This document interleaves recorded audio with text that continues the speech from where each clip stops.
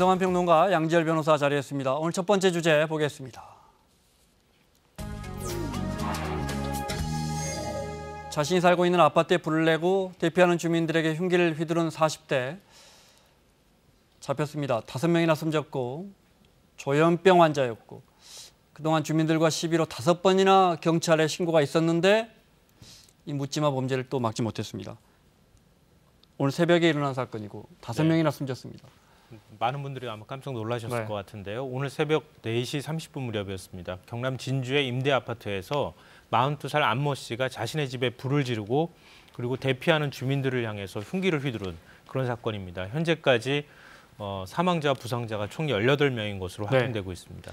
5명의 사망, 2명이 중상입니다. 자, 현장 모습 좀 볼까요? 네. 경남 진주시의 한 아파트인데 오늘 새벽 4시에 4층 자기 집에 불을 질렀고요. 피의자가 이제 불이야라고 소리를 지르면서 2층 입구, 아파트 입구에서 기다리고 있다가 놀라서 뛰쳐나오는 주민들을 향해서 무차별 흉기를 휘둘렸습니다. 경찰과 소방차가 출동해서 불을 끄고 체포했는데 이미 5명의 주인이 흉기에 찔려 숨졌고요. 10여 명의 이웃 주민들도 부상을 입고 병원으로 옮겨져 치료를 받고 있습니다. 자, 화재가 난 그러니까 LH가 하는 국민임대 아파트고요. 네. 그러니까 자신의 집은 아니고 자신이 살고 있는 임대 아파트에 불을 지른 겁니다.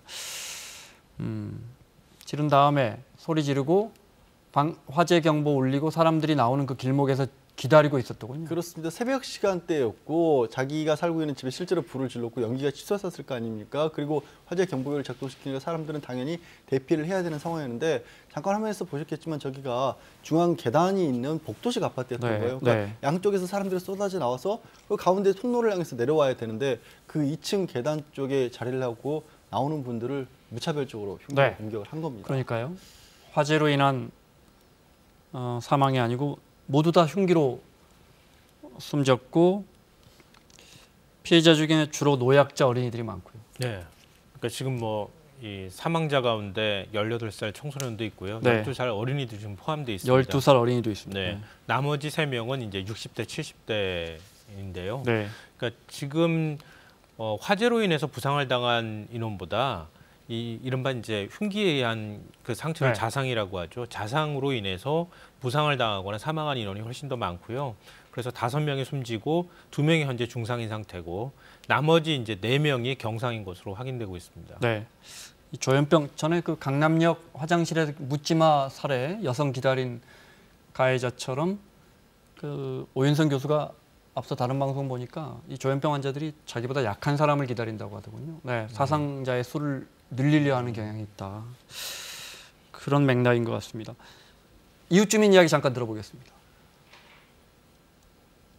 저는 싸움하는 소리인 줄 알고 나와봤죠. 내려오니까 벌써 불길은 타고 있고 주민들은 살려달라고 아우성이고 야단 났죠. 이미 사람들은 죽어 있었고 죽어 있는 거는 내가 한 사람은 봤고 바깥에 나와가지고 쓰러져가 죽어 있는 거는 한 사람 봤고 그 동에 사시는 분이 도피해가 내려와 있어가지고 옆에서 내가 얘기를 들으니까 자기도 이제 목격했고 칼로 휘두르고 해서 대피해가지고 있다가 내려왔다 하면서 또 한 사람은 칼에 찔린 사람도 만났구나. 그분은 자기는 이제 칼끝으로 조금만 스쳤는데 난장판이었다고 그러더라고. 처음엔 체불임금 이런 이야기도 나오고 층간소음 갈등 이런 이야기도 나왔는데 어쨌든 조현병 환자였던 건 확인이 되는 것 같고요. 예, 그렇습니다. 실제로 그렇게 재판을 받았던 적도 있었고요. 입건이 돼서 최근에도 지난 1월에도 자신이 일자리를 알아봐줬던 사무실에서 여직원을 폭행해서 한 1,000명만 원가량 또 벌금도 받았고요. 실제로 처음에 나왔을 때 임금 체불이라는 얘기가 나왔지만 이거는 고용노동부에서 확인을 해본 결과 정규직이 아니었기 때문에 체불할 임금을 받을 수 없는 상황이었다고 합니다. 그래서 간헐적으로 일용직 근로만 조금 했었다. 이런 2달에 한 열흘 정도 일하는 그런 수준이었다고 합니다. 그래서 임대 아파트에 거주하고 있었고 오히려 말씀하신 것처럼 층간소음이라고 하는데 본인은 층간소음이라는 것을 얘기를 하면서 여러 차례 주변 사람들에게 좀 불편을 끼쳤고 그래서 신고도 들어가고 했지만 실제 이게 층간소음이 정말로 있었는지조차도 의심스러운 상황입니다. 네. 이 피의자가 4층 살았고 5층 주민과 갈등을 겪었나 봐요. 계속 예, 그 5층 주민은 숨졌고요, 지금. 예, 갈등을 그렇죠? 겪었고 네. 거기에 이제 아까 말씀하신 18의 피해자가 있고요. 5층에 계속 뭐 정말 오물을 뿌린다든가 간장을 뿌린다든가 층간소음이라고 얘기를 하면서 사람들 쫓아와서 오죽했으면 그 5층 거주하시는 분들이 이제 사비로 지금 보시는 화면이 CCTV에 찍힌 겁니다. 아주 집에 침입해 버리는데요. 근데 이게 지금은 아직 침입한 게 아니라요. 피해를 입은 18살 여성이 그렇군요. 피해서 도망을 가는 겁니다. 그러니까 저런 식으로 계속해서 쫓아오고 가니까 저걸 막기 위해서 저 집 거주하시는 분들이 개인적으로 설치한 CCTV에 저렇게 그 화면이군요. 예, 그 화면이었습니다. 또 있습니까? 위층 주민들에게 오물을 투척하는 것도 있다고 하던데. 예, 오물도 투척했었고 뭐 간장 같은 것도 뿌렸고요. 한 7번 정도나 경찰이 그러니까 주민들이 이분 때문에 이 피의자 때문에 이게 오물 투척하는 장면입니다. 지금 대문에 저렇게 오물을 가져와서 투척하는. 이것 때문에 경찰 신고됐고 입건도 됐다고요. 네. 2번 정도는 재물 손괴로 뭐 처벌도 받은 것으로 알려졌습니다. 관련된 주민 녹취가 또 있습니다. 들어보겠습니다. 주위 사람이 자기를 이렇게 괴롭힌다고 그러는 거예요. 힘들게 한다는 거예요. 제가 이제 그래서 확인을 해갖고 돌아봤거든요. 사람 주변에 있는 사람도 물어보고. 근데 그 사람들은 전혀 그리 할 리가 그렇게 하지 않는데. 그래서 제가 본 게 정신적으로 문제가 있는가 보다 싶어가지고 제가 이제 주민센터 가서 그 사회 그 담당자한테 복지 담당한테 이제 얘기를 했거든요. 해서 확인해 보니까 병원에 갔다 온 기록이 남아 있어서. 자, 주위 사람들이 자기를 괴롭힌다고 힘들게 한다고 그러는 거예요. 이 전형적인 조현병 환자들이 사회가 주위 사람들이 우리 가족이 나를 괴롭힌다. 이분도 이 피의자도 혼자 살고 있었고 기초수급자였고요. 똑같은 주장을 하는 것 같습니다. 그러니까 이게 지금 그 주변에서 조금만 더 세심하게 살펴봤으면 좋았을 뻔했다는 아쉬움이 좀 들 수밖에 없는데요. 그러니까 2015년 12월부터 이 아파트에 살기 시작했다고 합니다. 그 가운데 그 이후부터 아파트 주민들이 계속 위협을 당하는 일이 있었고 경찰이 반복적으로 출동을 했는데 지금 이제 통장 얘기도 그렇지만 정신건강복지센터에 가서 이 사람이 정신병력에 있는 사람이라는 것을 알았다면 좀 관리를 조금 더 세심하게 했으면 어땠을까 하는 아쉬움을 갖게 합니다. 결국 또 조현병 환자 대책 이야기를 해야겠는데 정말 잊을만 하면 사실은 보도 안 되는 것까지 하면 정말 많습니다. 최근에 일어난 것만 좀 볼까요? 정리된 게 있습니까? 아까 잠깐 말씀하셨을 때 강남역 화장실 살인 사건 같은 경우도 조현병을 앓고 있었다라고 피해자가 알려져 있고요. 수락산 살인 사건 그리고 또 초등학생을 납치해서 잔혹하게 해쳤던 경우에 한 피의자도 이제 조현병이 있었다고 하고요. 조현병으로 판결에서도 좀 반영이 된 경우가 어머니가 뱀파이어라는 식의 어떤 얘기를 하면서 살해했던 경우. 판결에 반영됐다는 말은 판결에 감경이 좀 됐습니다. 아주 좀 중대한 어떤 상황이었어요. 그리고 이거는 판결에는 감경은 안 됐지만 강서구 PC방 살인 사건의 피의자도 조현병을 앓은 전력은 있었습니다. 근데 이 부분은 심신 감경까지는 되지 않았고요. 뭐 언론에 보도가 안 된 사건들 같은 경우는 정말 최근에도 많습니다. 뭐 최근에 한 3, 4월 경우에도 주로 이 밖으로 못 나가게 하려는 조현병 부모들이라든가 보호자들과 환자가 갈등을 일으켜서 다 폭행한다든가 출동한 경찰관을 해친다든가 이런 일인데 그러니까 이 본인이 치료를 받아야 된다는 거를 받아들이지 않으면서도 문제가 또 생기고 있습니다. 말씀하신 것처럼 지난달, 이달 조현병 보면 광주, 대구, 익산, 의정부, 뭐 음독, 살해, 절단 너무 많습니다. 조현병 환자 사건이. 자, 진주경찰서장의 브리핑 중에 주목할 만한 부분이 있는데 잠깐 들어보겠습니다. 현장 출동 경찰관은 그 피의자가 어떤 그런 조현병 환자라는 사실을 그 당시는 알지 못하는 그런 상태였고 아파트에서 그 칼을 휘두른다든지 그런 상황 아니고 시비하고 아파트 앞에다가 그냥 간장이라든지 이런 오물을 좀 뿌리고 이런 식의 어떤 사소한 시비 이런 식의 행태가 이루어졌습니다. 그래서 이제 현장에서 기도하고 그 중에 한 건이 이제 있어가지고 아파트 그 앞에 자기 그 506호 위에 그 피해자 그 아파트 출입문에다가 그 이제 간장하고 식초를 섞어가지고 뿌린 그 부분에 대해서는 저희들이 그 재물 손괴로 그 사건을 경찰에 송치를 했습니다.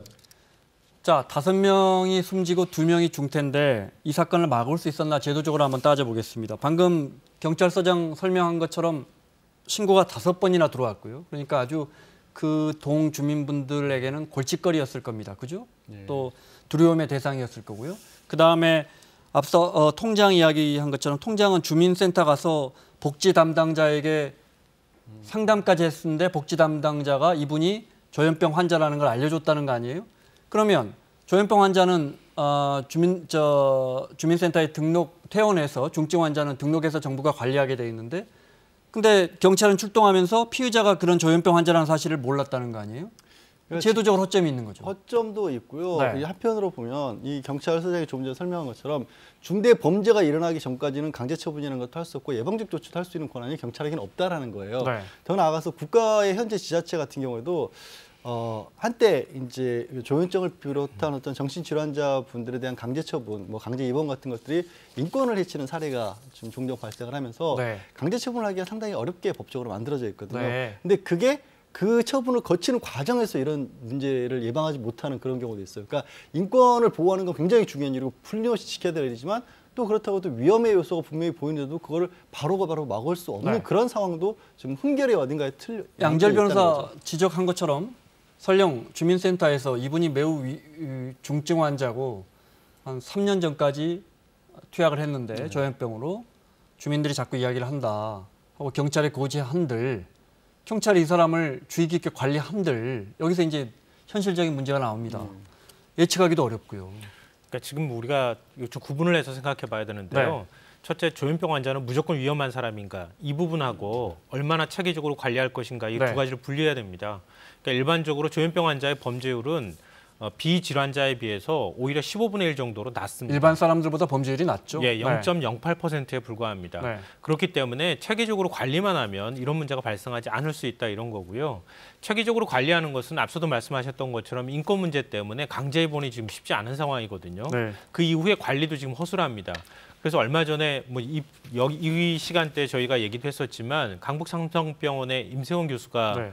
환자로 인해서 사망하는 사건이 있지 않았습니까? 네. 최근에 이제 국회에서 임세원법이 통과됐습니다. 그때 정신건강복지법이 개정이 되면서 지자체장이 강제 치료 명령을 내릴 수 있도록 지금 돼 있습니다. 그래서 그 제도가 시행이 되면 그러면 환자를 체계적으로 조금 더 관리할 수 있는 시스템이 만들어질 수 있다. 근데 그 사각지대에 지금 놓여 있는 상황에서 범죄가 일어났다고 봐야 될 것 같습니다. 통계 함정일 수도 있고 분류의 함정일 수도 있는데 네. 전체 범죄를 놓고 보면 말씀하신 것처럼 분명히 비율이 굉장히 떨어질 겁니다. 그런데 조현병 환자에 의해서 발생하는 범죄는 또 강력 범죄로 이어지는 경우들이 왕왕 있거든요. 그러니까 네. 그래서 그런 것들까지를 좀 면밀하게 볼 수 있는 시스템이 있어야 된다는 거죠. 무조건 조현병이라는 이름으로 우리가 멍해를 덮어씌우지 하는 게 아니라 어떻게 하면 조금 더 지금보다는 치밀하게 관리할 수 있는 시스템이 없느냐를 찾아봐야 된다는 거죠. 네, 뭐 이런 일이 어떻게 가능할까? 저 사람 극형에 처해라 이런 걸로는 전혀 이 문제를 해결할 수 없습니다. 네, 조현병 환자 치료받은 사람이 지난해에만 12만 명이나 되더군요. 네. 말씀하신 것처럼 제도적으로 막아야 하는데. 네. 양지열 변호사, 김성환 평론가 함께하고 있습니다. 두 번째 주제 보겠습니다.